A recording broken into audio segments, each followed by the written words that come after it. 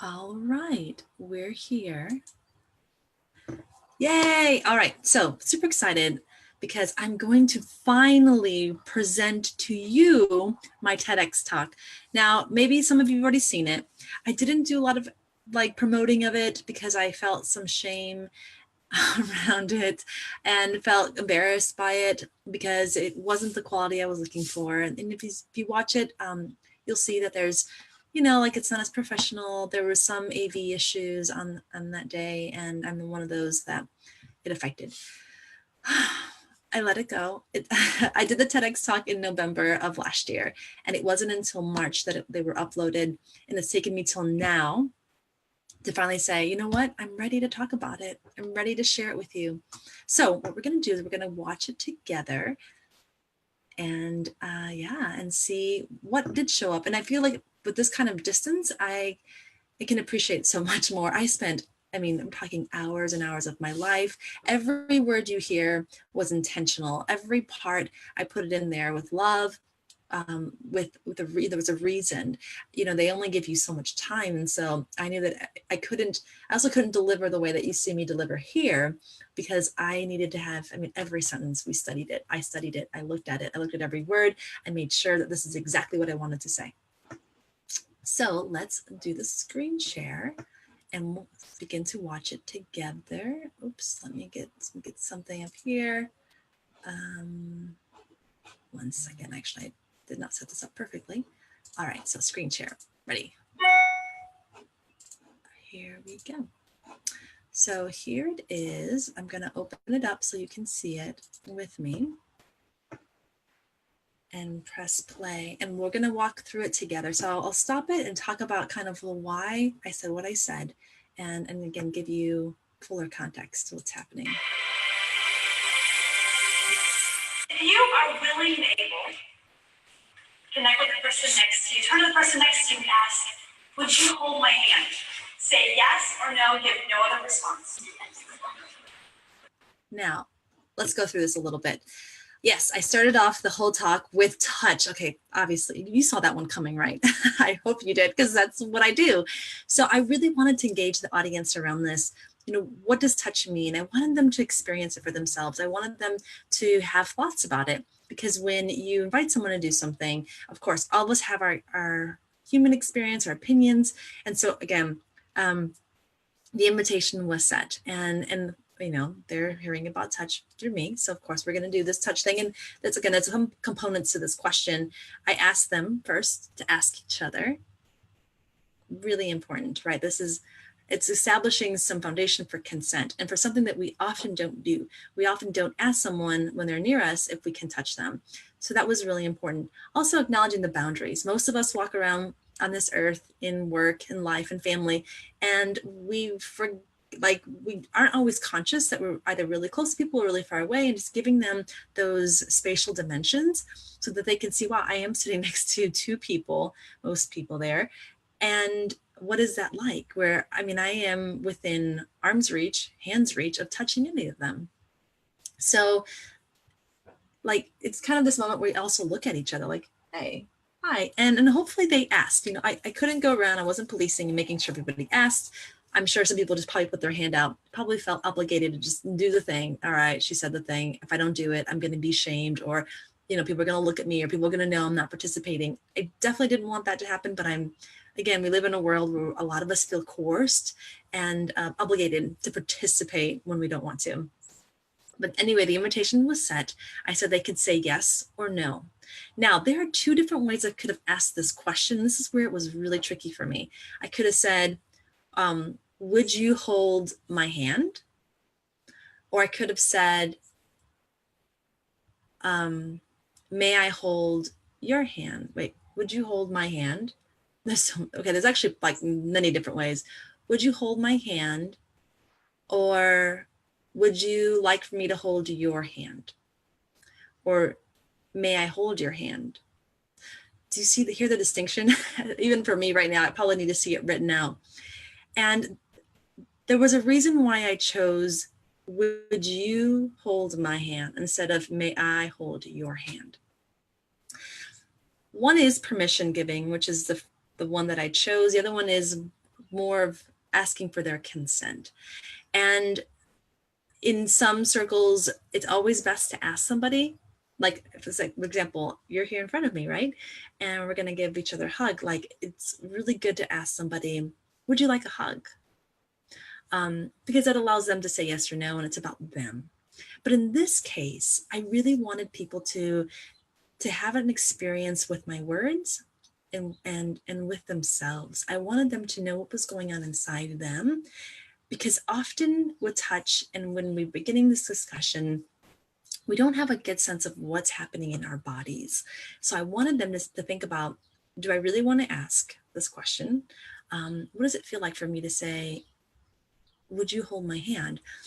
That is so much more vulnerable. And that meant something to me. Would you hold my hand? It puts the responsibility on me and from my experience in my body. And a lot of what I do is I want my clients to be able to say, this is who I am. This is who I'm not. This is what I want.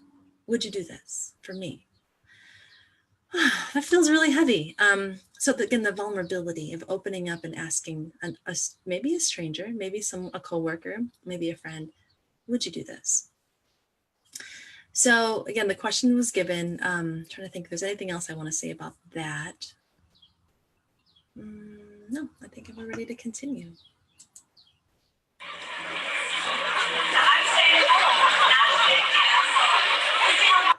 Now, great. These are some of the people that are in the audience. I did say hold hands, really important distinction, because I didn't want people just to shake hands. We're used to just right quick. We know it's going to last about 2 seconds and we're done. But I really wanted people to have that like holding, and maybe they would stay holding. That was my dream. And that'll come back later at the end. So, and let's talk about the idea of holding, but I'll compare that with what I say next.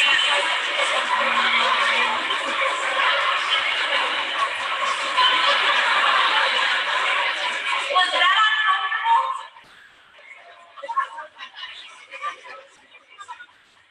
Did it seem inappropriate for me to ask? Had I said a shoulder massage, would that have been less awkward? Exactly. So let's talk about that real quick. I said hold hands. I mean, I could have said hug. I could have said so many things. I mean, I could have said a shoulder massage. Now let's talk about touch. And when I'm talking about touch with you today, it's about platonic touch, right? So we're not even talking about the other ways in which we experience touch in the world. And we are, I think most of us would be really comfortable like, hey, give me a massage because we're getting a benefit from it. But to hold hands, it also implies a level of intimacy.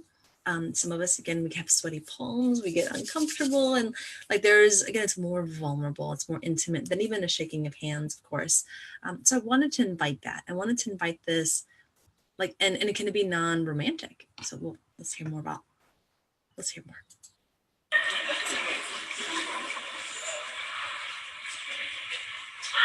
In our society, we relegated touch for babies, small children, and lovers. Yes. And let's talk about that real quick. How often, when we see touch in the world, who is touching? When you go to the mall, when you head to the park, when you're busy, I'm like, where are there people? I don't know, at any like local event, at a restaurant. Often we see, again, babies and children with parents or with other people, and there's a lot of touch happening potentially there.